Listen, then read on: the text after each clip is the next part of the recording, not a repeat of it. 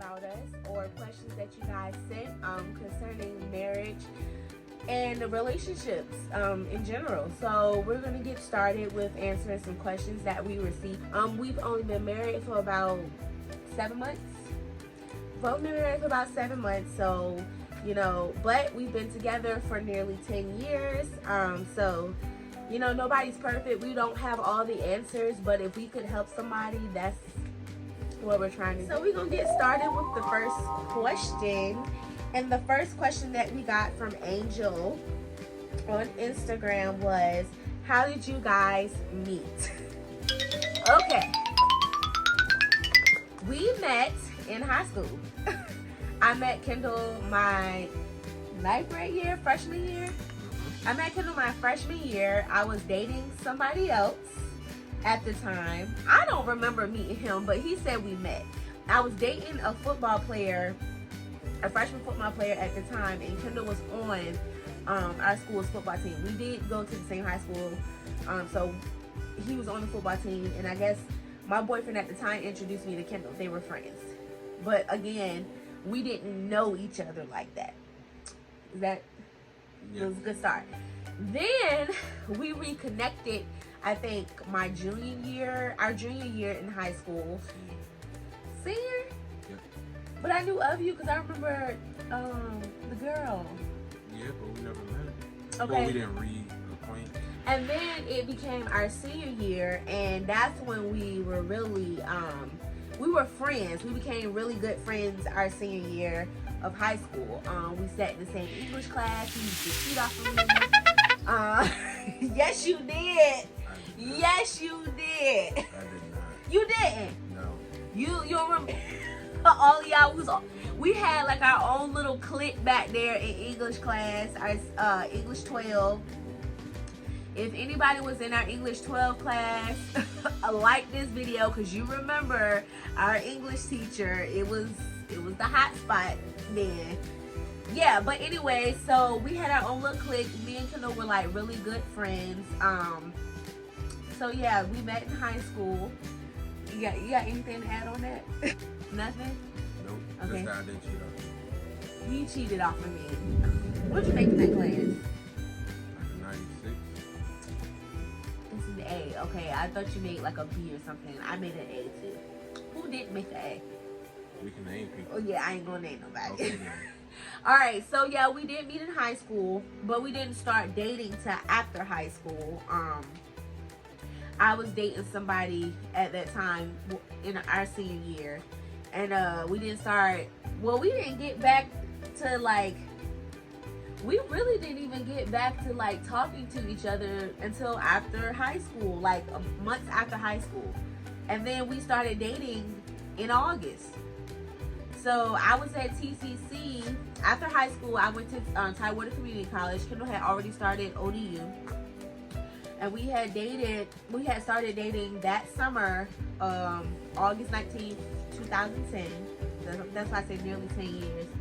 And I was going to TCC for 3.5 years. We were dating. I was going to Longwood University for 3.5 years, and we were still dating. And Longwood is like 2.5 hours to 3 hours away. So I was gone for like 4 to 6 months at a time, and Kendall would drive, back and forth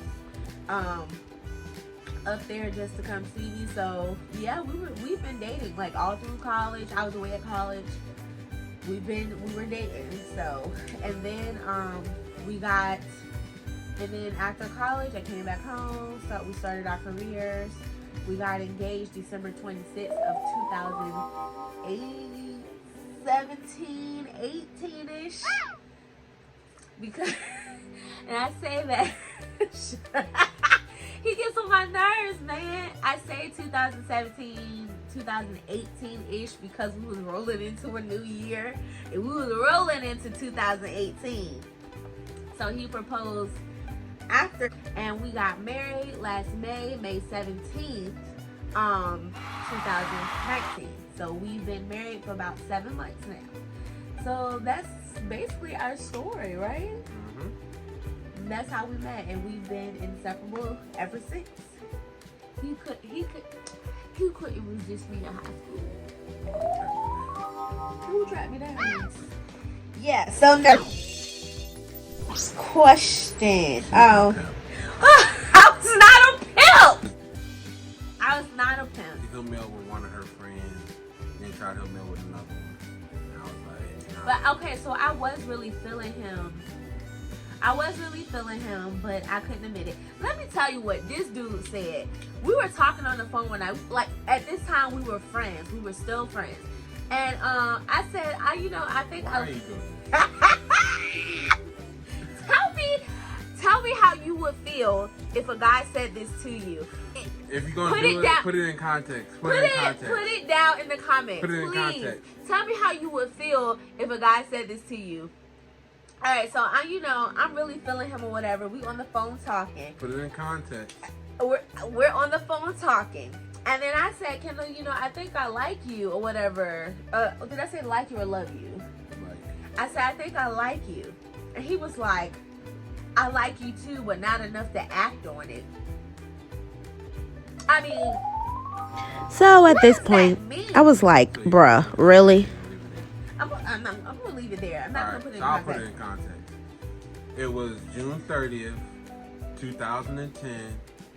She was crying her eyes out because of a previous relationship. Part. Yeah, that's a significant part in our relationship. So actually, it was probably July 1st because it was probably after midnight or like the next day. Because I called to wish her a happy birthday. That's her birthday. And she was crying. So I left my friend's house. We were hanging, chilling, all that stuff. Left my friend's house because I felt she needed somebody to talk to. Got home, we talked for hours. Right. So it was probably after midnight at this point. So when she asked the question, it was too soon from her previous relationship. I just felt like as somebody who really cared for her, it wasn't the right time to insert myself with her romantically. I felt she needed time to break off that previous Ladies, go get you a husband like and mine. move on a little bit. I'm telling before you.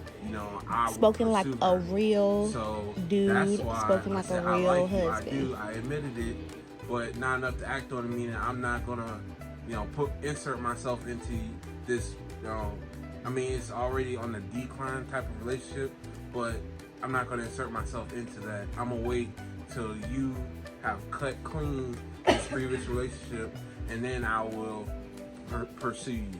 But I did want to make my feelings known that I did like you. At her phone, like I said, she was ducking me for 2 months. After my response, she took that to heart. She ducked me for 2 months, and then she finally called me back, and we talked again. It's the facts. It's facts. We're going on to the next question. The next question is, what's some advice on staying in a healthy marriage or relationship? I feel like they're two different entities, like marriage and relationship. Marriage is kind of held at a higher standard, if you say, in a relationship. Depends, because like for us, it really didn't change as much because we had already started living together after we got engaged. But it was down the line. We didn't start living together till when? September of 2018. So it was down the line from us getting engaged, and it's different. And then like I said, marriage and relationship is different. So some good advice on staying in a healthy relationship. So let's start with that one. So these can be two different questions. Start with that one, and then I'll feed off you. And give the people an honest opinion, because these are questions that people are asking and they want to use. This is advice they want to use. If you wanted to succeed, failure can't be an option. You can't always, look at the exit door or threaten to leave. You have to commit to one another and commit to the relationship. good days and bad days. I mean, it's easier on the good days. I mean, that's obvious, but bad days too. I mean, just because you get in an argument, just because, you know, the other person does something they don't like, that you don't like, you can't look at the exit door. You have to, you know, commit to the relationship on those bad days just as much as the good days. Right. Feeding off of that, like being in a relationship with somebody, you do have to commit. That's one thing that marriage and relationships, they share. One characteristic is you have to have a valid commitment. I mean, who would want to be with somebody that doesn't want to be committed to you? You know what I mean? That doesn't want to take you on fully.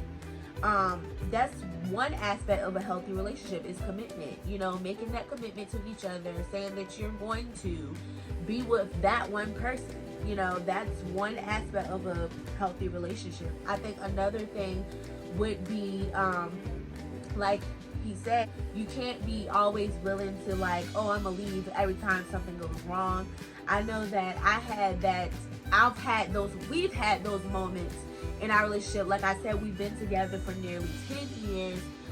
We've had those quit it moments, like, oh, I'm not gonna take this, like, you know, this, that, and the other. And then you have to figure out what's your deal breaker. Like, what would be a deal breaker for you in your relationship? Like, what would be a deal breaker for you? If there's some things that you just cannot tolerate about that person, and you just can see yourself like not being with that person because they did one specific thing, like, okay, that can be your deal breaker. But if it's something small, think about it as if, like, can I work through this? Am I willing to, like, tolerate it on out? Is it something that's gonna make me be like, you know, I just need to leave?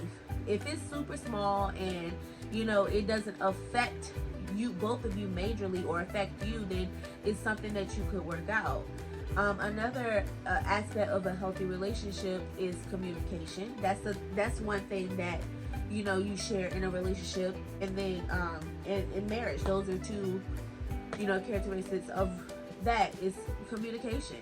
Communication plays a really big part in your relationship. You want somebody that's going to communicate with you, whether it's verbally or non-verbally, because one person might be more non-verbal than the other one, and one person might be the verbal one all the time. In our relationship, because we are, you know, we're going to use us as an example. So we're our examples. That's what this is about, to be real, to keep it real, because relationships are hard. They're not easy. Kendall is the more non-verbal one, and I'm the more verbal one. We as women, we always are saying a lot, and sometimes saying very little goes a long way. So, but I have to be able to compromise. That's another aspect in a relationship and in a marriage, is compromising. I have to be able to compromise with the fact that he is non-verbal and verbal, and try to communicate in a way that he's able to reciprocate and communicate back. So we said communication, we said commitment, we said what else did we say? We said compromising. Compromising that's another big aspect, because you have to be willing to, it's a give or take thing, you know what I mean? So you have to be willing to compromise with that person, you know, come to some certain agreement, whether it's not what you want to hear, but just, you know, knowing that you need it. Whether you what's another thing that with compromising? Just meeting the person where they're at. Yep. Like you said, y'all are two different beings from two different backgrounds. So one person may process one thing one way, one person may process it differently. And y'all just have to communicate and find that middle ground, because like I said, y'all are two different beings. Yes, two different beings. You come from two different backgrounds. You know, you weren't brought up the same way, so things that you've experienced might not be things that that person has experienced. So it comes with a lot of compromising and things like that, which kind of brings me to our next question, which is what role does communication play in a marriage? One of the biggest roles in a marriage. You need to communicate to your husband or whoever. you know, your partner, your boyfriend, whatever. We're talking about marriage, so you need to communicate to your husband or wife. I mean, you need to communicate. It's very, very imperative that you do. Because communication goes a long way, whether I said it's verbal or nonverbal. It's not, communication is key. But I think so I really love this statement that he's about to explain right here. This makes so much sense. So just listen. With full disclosure, I am close to, if not damn near 6 feet. I'm 300 plus pounds. I am a black African male, African American male in today's society. So I am fully aware of my stature and how I come across when I say certain things. I feel like that's one of the biggest things I've been aware of professionally and in my personal life is how I come across, because I don't raise my voice. I don't like to raise my voice. No, he doesn't. It's not where what the men in my family are known for. We don't really don't get loud. So and that's also one of the things. So the fact that I don't like getting loud, and the fact that I am such a big person, if I ever do raise my voice, I understand how that can come across, and I don't like it. So if I ever get in a situation where I know I can't communicate my point without raising my voice, I take steps back and I try to address it at a later time, because like I said, I know how I can come across as stature and volume. Right. What he said, how you communicate, how you say things, how you move, that's communication too. The thing that's big about, that I consider is big about communication is, definitely taking the time out to listen to each other, and the time out to listen to each other. Again, communicating, making sure that you guys are not doing stuff, without each other's knowledge. That's communication as well. I shouldn't know or find out anything about him that I don't already know myself. You know what I mean? And he should not find out anything about me that he doesn't already know. Because we are communicating with each other. Nobody should come to him and say, hey, Sherelle did so-and-so. Did you see so-and-so? No, nobody should do that. And nobody should be coming to me and saying something about him. So make sure that you are verbally communicating with each other, keeping each other up to date, staying in tune with each other, just checking on each other, because you are a union. You are one. I mean, we went through premarital counseling, and those are the things that we've learned, that how communication is a really big key in your marriage. You're gonna have to communicate about everything. You're gonna have to communicate about your feelings. You're gonna have to communicate emotionally. You're gonna have to communicate, sometimes I say physically, because your attitude, the way your facial expression, all of that is communication. You're gonna have to communicate financially. You're gonna have to communicate in every aspect. Sometimes you're gonna be so uncomfortable, especially if you're not a communicator yourself. You're gonna be uncomfortable in situations, with your husband or wife, when it comes to communication, because you could have, the way you were brought up, maybe your family or somebody didn't have a lot of communication, or maybe the way you were brought up, that you communicated too much, and sometimes you have to step back and be like, okay, less is more. But like I said, that was a really good question. Communication does play a really, really significant role in a marriage. You guys are a union, so you have to stay connected with each other. You have to stay in tune. I can't move without him. He can't move without me. You know what I mean? And I'm not saying it in the sense that he can't do it. He can't be himself, and that's not what I'm saying at all. But when you take that vow to love, to hold, to cherish, to be together through sickness and through health, to communicate, anything, all of that is oneness, is togetherness.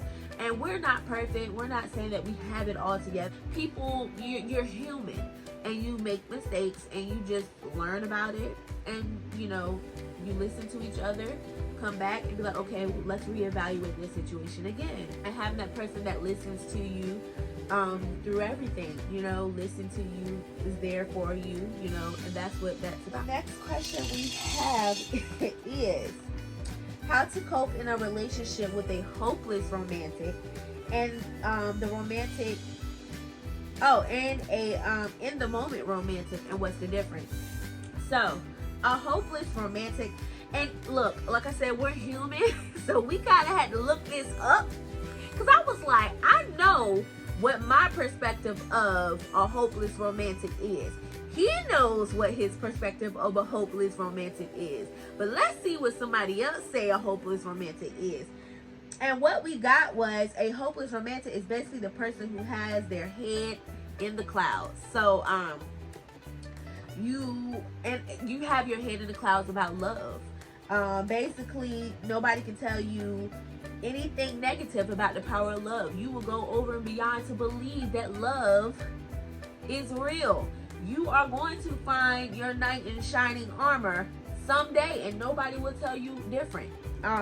Also means that a hopeless romantic person seems to be in tune with that person. Anybody that they are around, they know everything about them.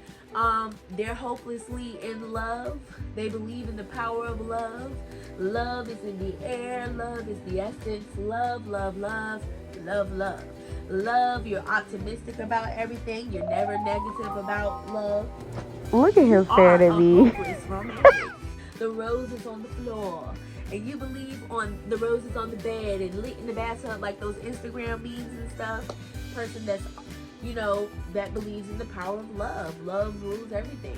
What do you say a hopeless romantic is? And then we'll get to what a in the moment romantic is. And we'll see which one of us is the hopeless romantic and the in the moment romantic. So. Well, the only thing I really add on a hopeless romantic takes the time to plan out certain events and has forethought on how they want to do certain things, whereas the in the moment is kind of spur of the moment, not so much planned, and you just got to be ready whenever it happens. Right. So again, like he said, that was a good point. The hopeless romantic is the person, again, who has their heads in the clouds about love. They take the time to plan everything out, especially when it comes to like certain like dinners and like date nights and things like that. And then the in the moment person is just whenever it flows, it flows. They go with the flow. Basically, it's Valentine's Day, whereas the hopeless romantic, every day is Valentine's Day. I'm loving you every day. I'm putting these flower petals on those stairs, going up into the bathtub So how can you cope with those two separate people like that and bringing it together in one relationship?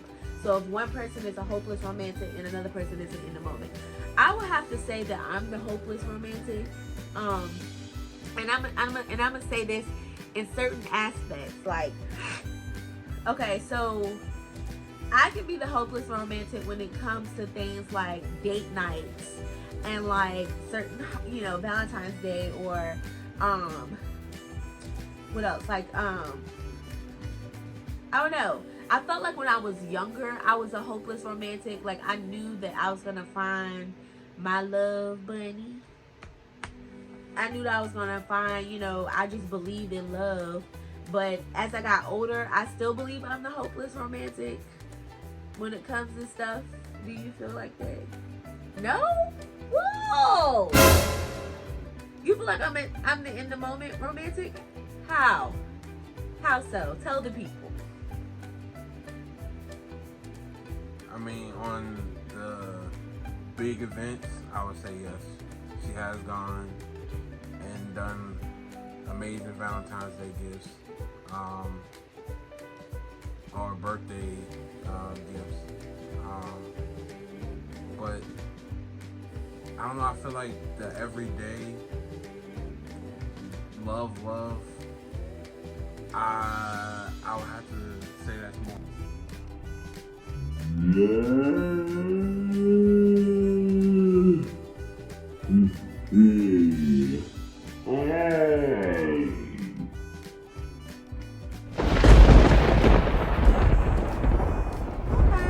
Okay, so in this part, he's going to explain about him putting the power of love in everything. And I stopped him and I was like, I think pause, babe. he's a little bit more affectionate. I'm not saying I'm not affectionate, because I am. But my man is very lovey-dovey. Just, that's what he's saying. But, of course, that wasn't his point. But just keep listening. Okay. So, okay, go ahead. Explain what you was about to say, man. I would just say, like, I put the power of love and commitment in our everyday relationship. And, you know, when I do, I mean, take for instance, I mean, I can do in the moment, don't get me wrong. Mm-hmm. Our proposal was kind of in the moment. Mm-hmm. But at the same time, like, I knew, like, I planned everything out in my mind, just had to get everything going. And like I said,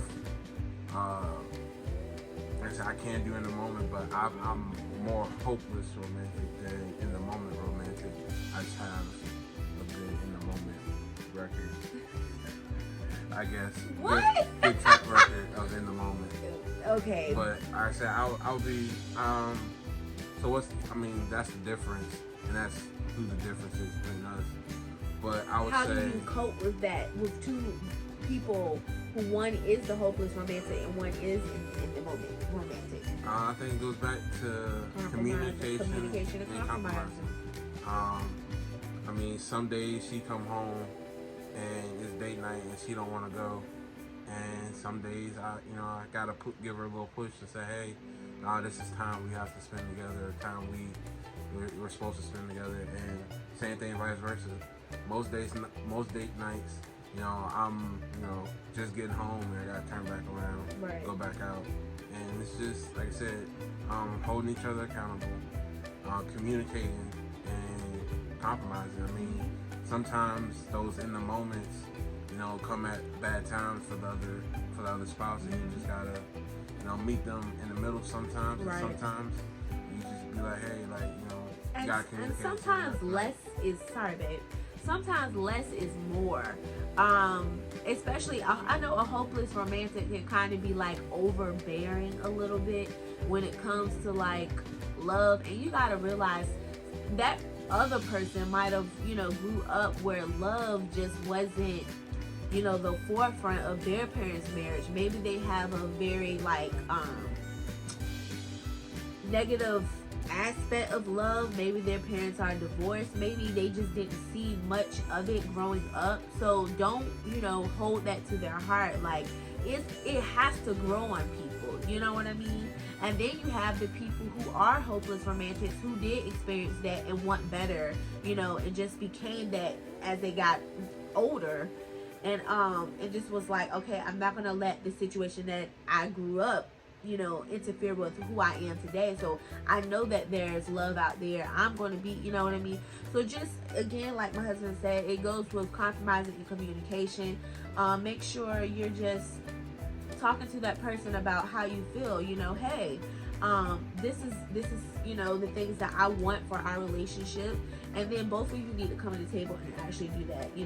This is the things I want out of this relationship. This is the things that he'll say or she'll say the things that she wants out of a relationship, and try to bring them together. Be creative.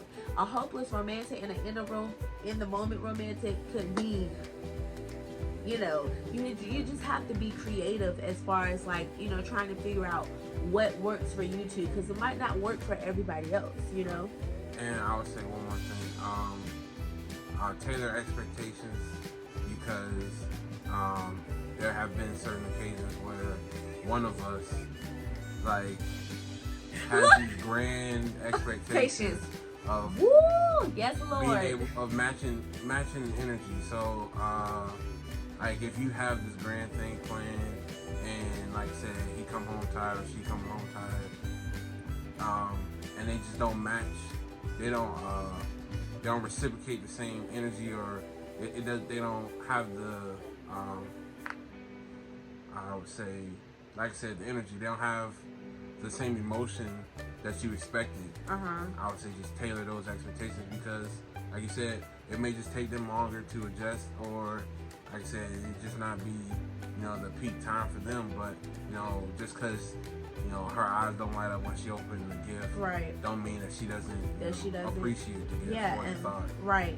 And so that can discourage a hopeless romantic, just thinking because that person is, you know, the in the moment like they don't love them or they're not appreciative of them, and that's not necessarily true. It's just that sometimes if there's, you know, different times of the day, you coming home, you like I said, you're the hopeless romantic, so you don't plan out this thoughtful dinner and things like that. Well, you got to think about the other person. That person's tired. You don't know what that person just went through at work or something like that. Another thing is, like I said before, is background. Maybe that person didn't grow up with a whole bunch of like love and hugs, you know, just being affectionate and stuff like that.